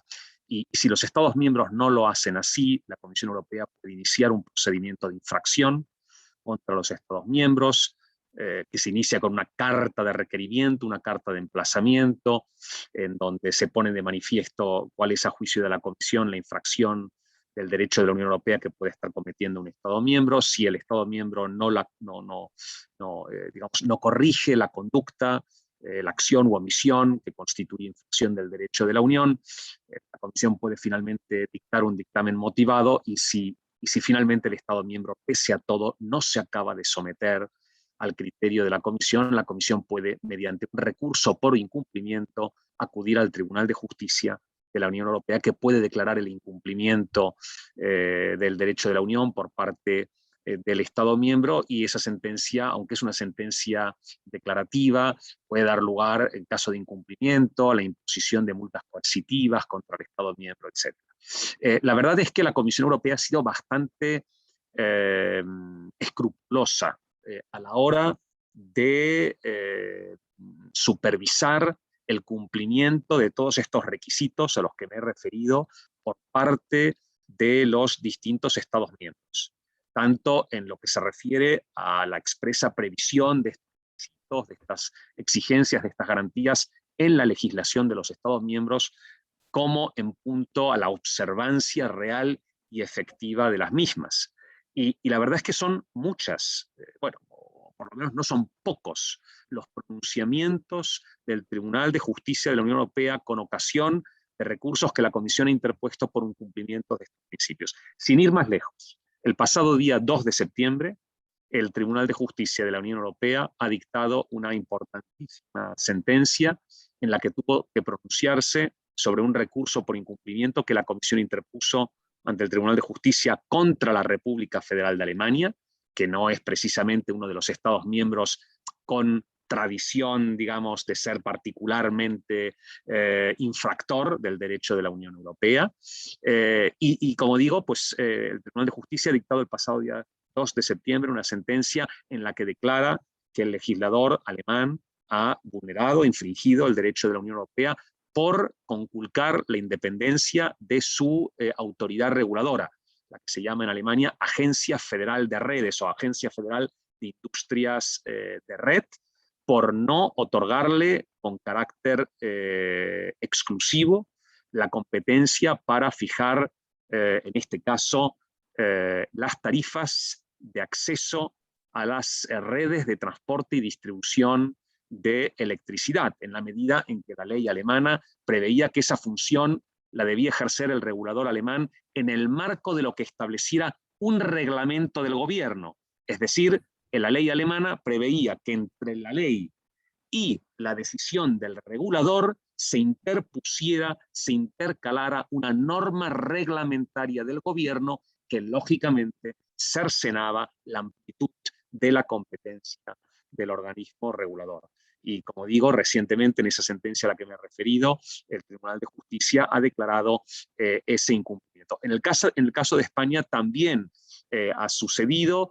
Es verdad que en materia de independencia y atribución de competencias, finalmente en el año 2019, por ejemplo, el gobierno de España acabó promoviendo una iniciativa legislativa con objeto de corregir las insuficiencias en lo relativo a la atribución de competencias a su autoridad reguladora, en este caso a la CNMC, pero también es importante que no como consecuencia de una iniciativa de la Comisión, sino precisamente como consecuencia de una cuestión prejudicial planteada por un juez español, en este caso por el juez contencioso de última instancia, la Sala de lo Contencioso Administrativo del Tribunal Supremo. Como digo, el Tribunal de Justicia tuvo ocasión de declarar que el Reino de España, al haber fusionado las autoridades reguladoras en el año 2013 en un nuevo organismo, la CNMC, pero al haber puesto prematuramente fin al mandato de los reguladores de los organismos preexistentes en el marco del proceso de creación de esa nueva autoridad,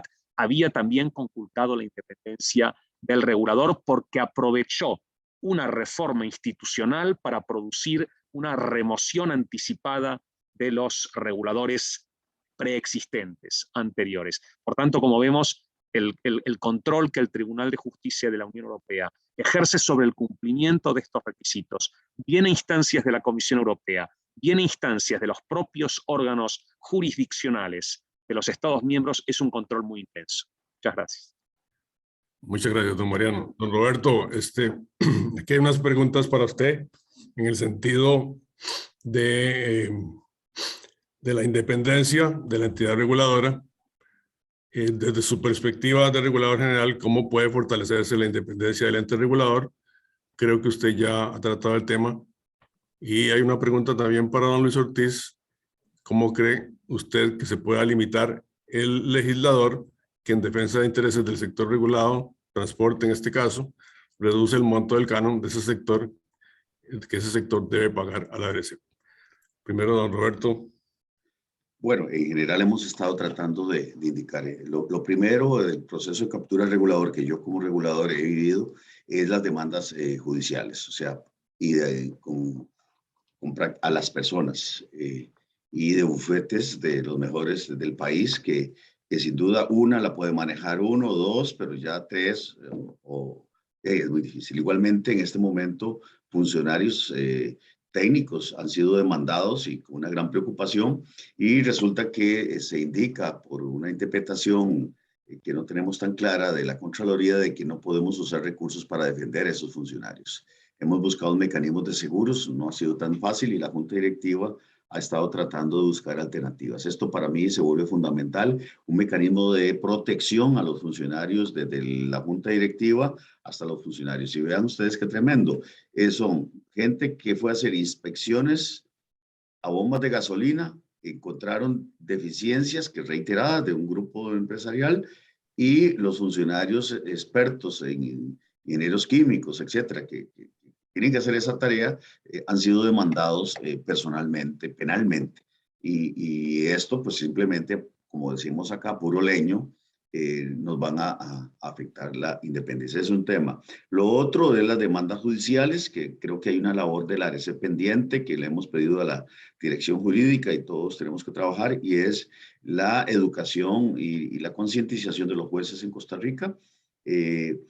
La protección al funcionario, que ya lo indiqué, y también dentro de ese marco de educación a los jueces, que el mecanismo que nosotros tenemos es única y exclusivamente las tarifas, y si gana un juicio, que es en la tarifa donde tiene que irse ese pago por un no haber tenido supuestamente los ingresos suficientes de recursos económicos para poder operar, ¿verdad? Y ha costado mucho que se demuestre que hay desequilibrio financiero, pero sin embargo han condenado a la institución en ese campo. Yo pienso que otro elemento importante es la capacidad de reacción en tiempo, en forma, nos cuesta mucho a veces, y entre las reglas claras que tienen que existir y las situaciones de pandemia, que no discutimos de esos temas hoy, pero es muy importante en qué medida vamos a tener flexibilidad con reglas claras en contextos tan diferentes como los que tenemos. Tenemos, por lo menos don Luis, que es abogado, me parece que es muy importante escuchar eso, porque nos ha generado a todos los que estamos en regulación una indefensión o una falta de capacidad de reacción rápida por las situaciones de pandemia que es importante considerar hoy en día. Gracias. Don Luis y don Mariano son abogados. Bueno, don Luis, ¿cómo podemos hacer para parar a los legisladores cuando quieren debilitar la función reguladora? Bueno, yo no conocía esa sentencia que mencionó Mariano, pero sí conocía otra muy similar, en donde también es reincidente Alemania. Y es la C, es del 2009, C en el asunto C424-07. Quizás estudiar estas dos sentencias podría ayudar a alegar que existe un vaciamiento con ese proyecto de ley que quiere el legislador, que podría existir un vaciamiento de la función del regulador, o por lo menos maniatar, lo que quieren es maniatar al regulador. Esas dos sentencias podrían ser importantes para esos efectos. Y por supuesto, bueno, lo ideal sería que el regulador o las agencias reguladoras tuvieran una disposición, una regulación constitucional, para que entonces frente a la Contraloría General de la República ya no pueda hacer ese argumento tan falaz de que la Contraloría tiene naturaleza constitucional y entonces puede mandar por sobre todo los demás. Por lo menos eso sería una forma de neutralizar ese argumento. Doña Ana, ¿cómo ve usted la posibilidad de un regulador a nivel supranacional, a nivel centroamericano? También don Mariano, ¿cómo ve la posibilidad de que esa integración centroamericana se pueda reflejar en un regulador supranacional? Doña Ana, por favor. Muchas gracias. Es muy buena pregunta, pero yo creo que también hay que empezar con las necesidades del sector y la existencia de un mercado común o no. Incluso en el caso de Europa, yo creo que los mercados comunes en algunos sectores quizás son más avanzados en algunos sectores, pero incluso en Europa, en energía, por ejemplo, seguimos con reguladores nacionales. Hay casos, y Mariano quizás nos puede comentar esto, por ejemplo, de colaboración entre países como Portugal y España, donde los reguladores energéticos colaboran en tener un mercado común. Pero yo creo que la pregunta tendría que ser cuál sería el objetivo de ese tipo de regulador supranacional, ¿no? Y cuáles serían las necesidades y cuáles son las posibilidades del mercado en unirse y en tener una legislación y unas obligaciones de calidad de servicio, de protección de consumidores, etcétera, unidos para todos los países. Y yo temo que tengo que decir que no conozco suficientemente bien, ojalá algún día, en algún momento vendrá ese día que yo voy a conocer con más detalle los mercados centroamericanos, pero viendo el ejemplo de Europa, donde obviamente tenemos muy avanzado esa colaboración política, donde seguimos con reguladores nacionales, yo sé que es un tema complejo, es un tema muy complejo. Don Roberto ha levantado la mano antes de don Mariano. Dígame usted alguna observación. Sí, bueno, un ejemplo es el mercado eléctrico regional, donde existe la CRIE. Yo soy el presidente de la CRIE, el mercado eléctrico regional, y es difícil porque lo que se regula es el sexto mercado, no los mercados de cada país. Y hay tantas especificidades que incluso en los acuerdos marco y los convenios internacionales que se han firmado establecen la independencia de cada país de establecer su gobernanza, sus formas. Costa Rica es un poquito más distinto de todos y se tiene que respetar porque es un convenio internacional. Y lo que hacemos es regular el mercado eléctrico regional y dar pautas de comportamiento, de reglas del juego, sobre todo de seguridad eléctrica, en las interconexiones con los países, con las naciones. Gracias. Don Mariano, su comentario, por Sí, favor. yo tendría una consideración desde la perspectiva europea. Tiene toda la razón, Ana, cuando efectivamente señala que en la Unión Europea subsisten, obviamente, en el ámbito de cada uno de los Estados miembros, autoridades reguladoras nacionales. Pero es verdad que en la medida en que la Unión Europea está creando un mercado interior, en este caso de la energía, mercados interiores, mercados integrados necesitan al final un regulador integrado también. Es muy difícil regular un mercado integrado desde una pluralidad de autoridades reguladoras nacionales. Y por eso también está teniendo lugar un proceso de integración institucional de las autoridades reguladoras nacionales.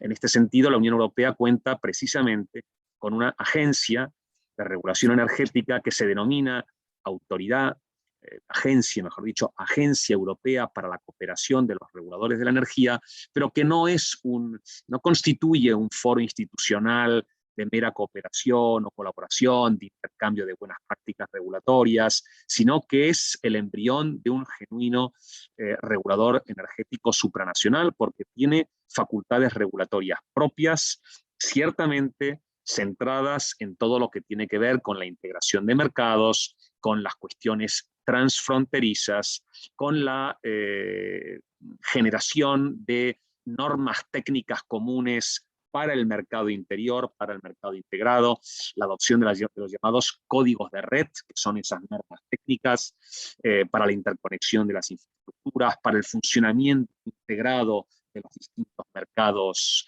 energéticos. Y por tanto, desde el momento en que se integran los mercados sometidos a supervisión regulatoria, es ineludible avanzar en paralelo también en una integración institucional de las autoridades reguladoras. Es verdad que en el caso europeo, esos embriones de reguladores supranacionales nacen de unas instituciones que agrupan en su seno a los reguladores nacionales, pero que en su conjunto, como digo, pasan a desempeñar facultades regulatorias propias. Es decir, no es un mero foro de intercambio, un foro de cooperación voluntaria, sino que constituyen, como digo, instituciones, autoridades que por más que estén integradas o conjunten en su seno a los reguladores nacionales, constituyen instituciones propias que ejercen facultades regulatorias. Naturalmente, estamos quizá todavía algo alejados de que ese regulador supranacional pueda suplir plena y cabalmente a los reguladores nacionales. Estos tienen su sentido, tienen su razón de ser, deben permanecer, pero es imprescindible, como digo, que a todo proceso de integración de mercados acompañe también un proceso de integración institucional de reguladores. Bueno, muchas gracias, don Mariano. Vamos terminando. Tenemos una última pregunta tal vez para don Luis, que se refiere a lo que se denomina puertas giratorias en el nombramiento de las autoridades de la ARCEP, en el sentido de que cómo evitar ese tipo de aplicación de esos mecanismos.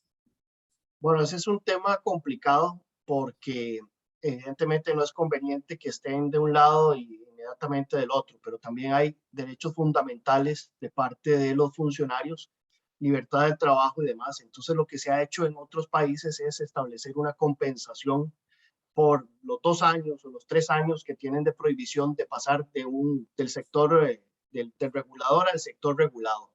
De esta forma se compensan las dos, ¿verdad? Una es proteger la independencia del regulador y la otra es también proteger la libertad del derecho al trabajo del funcionario público que deja de trabajar en el regulador y que quizás tiene ofertas en el sector regulado. Bueno, vamos terminando con las palabras de cierre de ustedes, señores panelistas. Le doy la palabra a Doña Ana para que haga sus palabras de cierre. Muchísimas gracias. Bueno, otra vez yo les quería agradecer por esta invitación. Ha sido un placer poder intercambiar también con los demás panelistas y escuchar sus puntos de vista.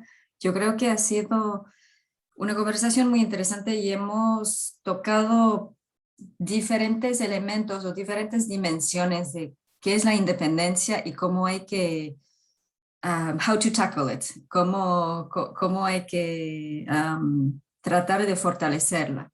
Hemos hablado, por ejemplo, de la dimensión jurídica muy fuerte en algunos países.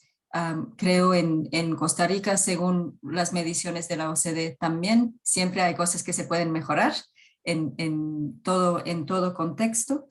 También hemos hablado de la dimensión política y en esta dimensión yo creo que es muy importante siempre señalar, y lo han mencionado los demás panelistas, que obviamente ser independiente no significa ser aislado.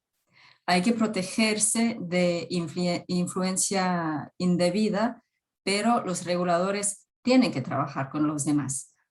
Primero, tienen que actuar adentro de una política que ha sido definido por el gobierno, elegido por el pueblo de Costa Rica, y tienen que contribuir a alcanzar estos objetivos de política del gobierno, utilizando obviamente su conocimiento técnico y los datos que tienen a su disposición.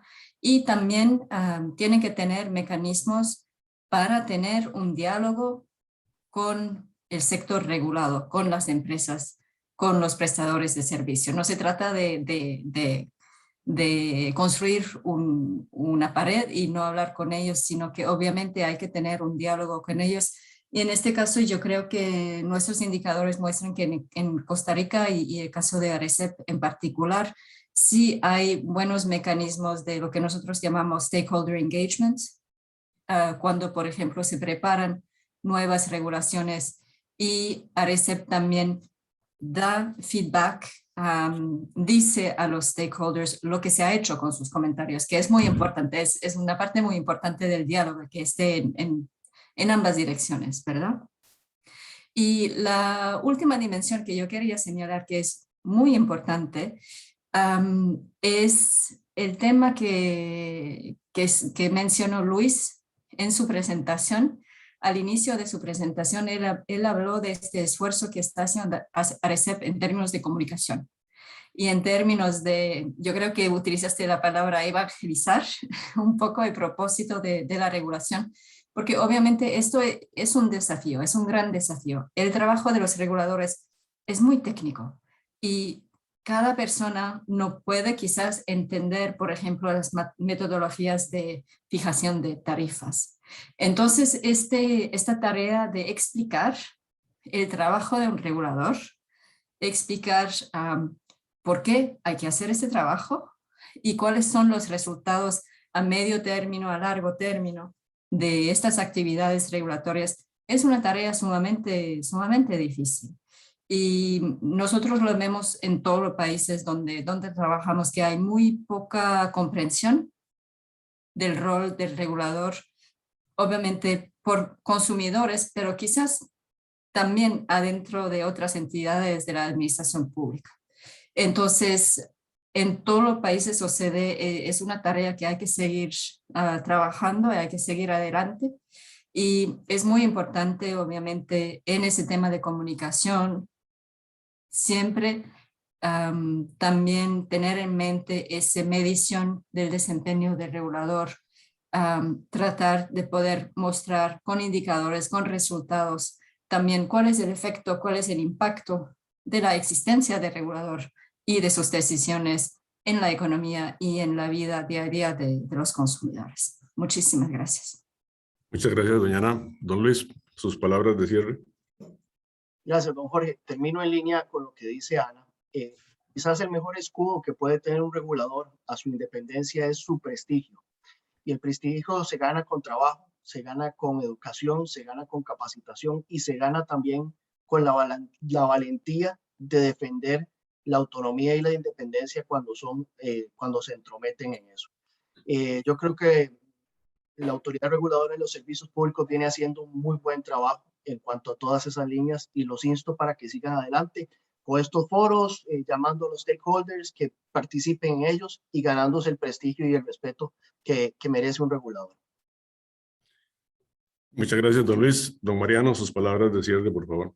Sí, yo muy brevemente, simplemente querría, en primer término, reiterar mi felicitación a la autoridad reguladora costarricense en su 25 aniversario, congratularme por esa trayectoria tan notable que la hace acreedora del reconocimiento de la sociedad de Costa Rica, pero también de la comunidad de reguladores de otros países, de la comunidad iberoamericana, pero también de otras instituciones, como puede ser muy señaladamente la OCDE.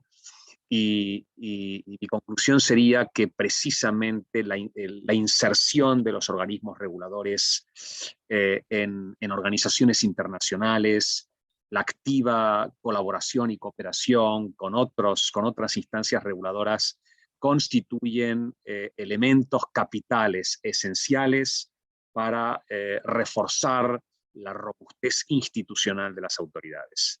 Cuanto más inserta está una autoridad en una comunidad internacional, una comunidad supranacional de reguladores, en organizaciones internacionales que velan por elevados estándares de calidad, de prestigio y de transparencia, más fuerte se hace una autoridad reguladora nacional, porque se beneficia también esa protección difusa que la pertenencia a esa comunidad de reguladores y esas organizaciones internacionales proporcionan. De ahí el acierto, a mi juicio, de eventos como el que estamos realizando esta tarde, intercambiando experiencias, intercambiando buenas prácticas regulatorias y también dando noticia de cuáles son las fortalezas y en su caso también las debilidades que puedan presentar cada una de nuestras instituciones. Así que mi reconocimiento a ARECEP, también con ocasión de esta efeméride, por esta iniciativa, por este debate tan interesante y yo creo que de verdad muy fructífero y útil precisamente en esa tarea diaria de garantía y lucha por la independencia de los reguladores. Nada más, muchas gracias. Muchas gracias, don Mariano. Antes de darle la palabra a don Roberto, quisiera también hacer énfasis en que la actividad regulatoria en Costa Rica tiene su origen en el año 1928, con la creación del Servicio Nacional de Electricidad, que se encargó básicamente de la regulación de electricidad. Así casi 93 años venimos hablando del tema regulatorio. Hace 25 años se creó la autoridad reguladora. Don Roberto, sus palabras de cierre. Bueno, muchas gracias. Esto que dice don Jorge me lleva a un planteamiento. La regulación tiene que comprender las buenas prácticas, tiene que aplicarlas de la mejor forma, pero tiene que ser parte de la construcción de la visión compartida que un país tiene de su desarrollo. La ARECEP es fruto de un proceso de construcción colectiva que viene de hace muchos años, desde inicios del siglo XIX, pero se consolida con la Segunda República, en donde el ser humano es importante, donde la equidad y la solidaridad y la sostenibilidad son importantísimos. Y por eso es que en nuestra ley fundamental esos elementos están inmersos en los elementos o criterios que hay que establecer para definir tarifas. Es decir, el para qué está definido de acuerdo a esa visión de país que hemos construido, que está en peligro porque hay diferentes perspectivas que no necesariamente buscan esa equidad. Creo muy interesante lo que Mariano ha dicho, esa red de reguladores iberoamericanos y otros nos ha permitido en estos últimos años trabajar conjuntamente. Queríamos que el Congreso del 25 aniversario se hiciera acá, iba a ser en septiembre. Dios dirá, de las vicisitudes que hemos tenido, no lo pudimos hacer. Querían que ustedes estuvieran acá en Costa Rica, pero nos tuvimos que renovar y plantear una serie de eventos que han sido muy interesantes por esta vía. Espero que esa internacionalización de la ARECEP continúe. Cuando llegamos había muy poco de esto, pero creo que hoy en día tenemos, ustedes son ejemplo de eso. Esas redes de relaciones nos permite que ustedes estén acá, que podamos interactuar y crecer. Me parece muy importante igualmente en lo primero que indicaba, de que la regulación es, tiene que responder a esa visión de país, que las políticas públicas y los planes nacionales de desarrollo están en el artículo 1 de nuestra ley, pero tienen que entenderse que es, nos definen el qué y el para qué. El cómo lo define la regulación a través de diferentes instrumentos y metodologías, reglamentos técnicos, etcétera. Creo que eso es muy importante de tener presente y creo que es muy positivo y está en la ley. El financiamiento es algo que coyunturalmente nos cayó difícil por la misma crisis de la pandemia. Esperamos que podamos recuperarnos pronto porque tenemos que tener visión de largo plazo. Debemos de defender a los funcionarios. Si algo yo quiero dejar para el plasmado acá es que la regulación a golpe de demandas judiciales pueden afectar seriamente a la institucionalidad costarricense y en la ARECED en particular y sus trabajadores. Esto hay que arreglarlo, que las competencias se defienden día a día y se trabajan permanentemente, y en eso hemos dado el ejemplo, llevando a cabo las demandas que deben de hacerse y defendiendo la institución en las instancias que debe hacerse, incluso con peligros seguramente personales, pero cuando uno está en una situación de este tipo, creo que debe dar el ejemplo, y el ejemplo como funcionario lo hemos tratado de dar. Y cierro con dos cosas. El diálogo, duro con el problema, suave con las personas. Nosotros cuando llegamos, nos decían, ustedes están como un vidrio encerrados, o sea, más ahí, en ese lugar donde están, ¿verdad? Que es inaccesible para muchas personas usuarias. Hemos creado diálogos en todo el territorio nacional. Hemos interactuado con todos, desde el punto de vista técnico, social, sostenibilidad, etcétera. Hemos generado esas discusiones, desde ama de casa hasta las grandes cámaras empresariales. Nos llenaba el corazón de sentimientos cuando hacíamos unas capacitaciones a las asadas que tienen que ver con el agua potable en las comunidades que representan cerca del 30% del territorio nacional, y la gente en un lugar, en una sala de una casa, los 5 miembros de una junta directiva, teniendo la capacitación del ARECED. Eso significa ir más allá, construir una regulación que parta de una gestión de las empresas que sea buena, porque en muchos sectores lo que tenemos es micro y pequeñas empresas y economía social. Entonces también esas especificidades en un país como el nuestro deben de tenerse en cuenta. La participación también. Hemos buscado mecanismos de participación social, son perfectibles, son muy difíciles. ¿Hasta dónde llega la participación en una audiencia pública? ¿En la ciencia o la técnica? Bueno, hemos tratado de capacitar, de formar, de dar la información a las personas usuarias y prestadores y la sociedad en general para que su participación, su derecho a la participación sea eficiente y sea efectivo, tenga alguna consecuencia. Eso hay tarea pendiente, hay mucho que trabajar, pero sobre ese camino estamos. Muy agradecido con todos ustedes y es una dicha, un placer y un orgullo para ARECED tener este panel tan relevante. Muy amables. Muchas gracias a todos los señores panelistas.